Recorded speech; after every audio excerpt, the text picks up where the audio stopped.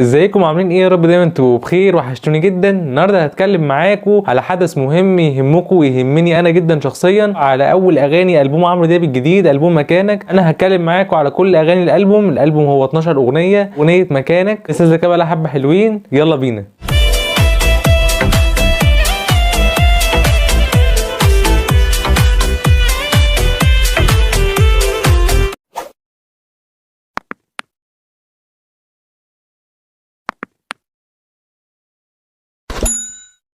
النهارده هتكلم معاكم على اغنيه عمرو دياب الجديده، اغنيه مكانك، وهقول لكم رايي في الاغنيه، وهقول لكم ايه اللي عجبني وايه اللي ما كانش قد كده. الاغنيه هي مبدئيا كده من كلمات تامر حسين، ومن الحان عمرو دياب نفسه، ومن توزيع احمد ابراهيم. انا الاغنيه دي بالنسبه لي كانت مفاجاه كبيره جدا، ان عمرو دياب بقاله فتره كبيره ما عملش اغاني معودنا عليها في اكتريه البوماته، زي اغاني كتير جدا عمرو دياب عملها كانت بتنزل في البومات ليه من السنين اللي فاتت اللي احنا كنا بنسمعها. رجعتني الايام جميله قوي، كانت عجباني مستوى الكلمات بتاعتها، كان مستوى قوي جدا من تامر حسين. بجد دخلت في مود وحاله جامده جدا وانا بسمع الاغنيه، وده مش مجامله، يعني انا بتكلم معاكم بكل صراحه وبكل تلقائيه عشان نبقى كده متفقين مع بعض. انا بتكلم باللي انا شايفه وباللي انا سمعته. ممكن واحد يختلف او يتفق معايا، كل واحد ليه رايه، فكل واحد يشاركني برايه، يقول لي في الكومنتات تحت، يقول لي الاغنيه عجبته انا ما كنتش قد كده. اي حد فيكم عايز يقول لي رايه او مثلا بيبعت لي اي كومنت، انا اكيد هتقبله وهسمعه طبعا، بس بشكل محترم يكون كويس. على مستوى الكلمات كانت كلمات قويه جدا من تامر حسين. انا اتفاجئت بصراحه، يعني عامل شغل فعلا قوي جدا وتقيل في البوم عمرو دياب، وهتعرفوا تقيل ليه في الاغاني كمان اللي جايه اللي هتكلم عليها واقول لكم رايي فيها معاكم. شايف ان هي من الاغاني اللي كانت اقوى العناصر القويه اللي فيها كانت كمان التوزيع. بجد التوزيع كان معمول من احمد ابراهيم، كان ممتاز. انا التوزيع كان داخل دماغي جدا من اول ما ابتدى لغايه لما خلص. بجد انا اقدر اقول له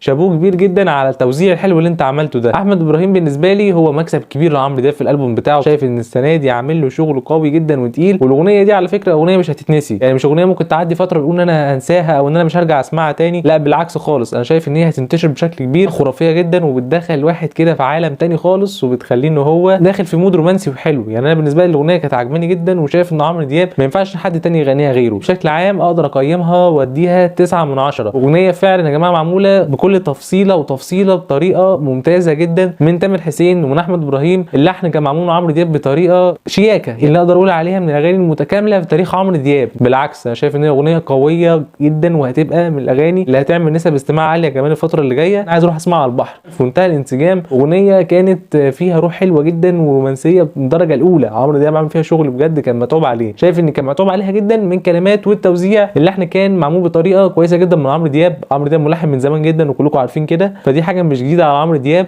شايف ان التوزيع كان معمول بطريقه كمان كانت خرافيه من احمد ابراهيم. وانا على المستوى الشخصي بحب تامر حسين جدا ومحترم، وانا بحب شغله. هو على المستوى الانساني او المستوى الفني في تلك الحالات هو راجل ممتاز وانا بحبه جدا. ده ما يمنعش ان انا برده حتى الاغنيه ما عجبتنيش ان انا اقول لكم، انتوا عارفين ان انا بتكلم معاكم بصراحه. شايف ان هي اغنيه من اغاني عمرو دياب اللي هتبقى ليها صدى كبير جدا عند الناس بعد كده. ده غير ان احمد ابراهيم عامل شغل تقيل جدا لعمرو دياب في الالبوم بتاع مكانك السنه دي. شايف ان هو يعني واخد اكتريه الاغاني هو اللي عامل لها شغل، من الاغاني اللي كانت عجباني واللي انا هسمعها كتير الفتره اللي جايه. قولوا الاغنيه كانت عجباكم ولا ما كانتش قد كده؟ كله يقول لي رايه تحت، وانا هسمع كل راي الناس. وانا طبعا بحبكم كلكم، وبشكر كل حد اتفرج عليا وكمل الحلقه لغايه هنا. ده كان رايي النهارده وده اللي كان عندي. لو انت لسه جديد بتشوفني اشتركوا وفعل زر الجرس واعملوا لايك عشان تعرفوا محتوى اقدمه اكتر واكتر، وشارك في كل مكان لكل اصحابكم. ما تنسوش. اشوفكم ان شاء الله خير في فيديو جديد. سلام.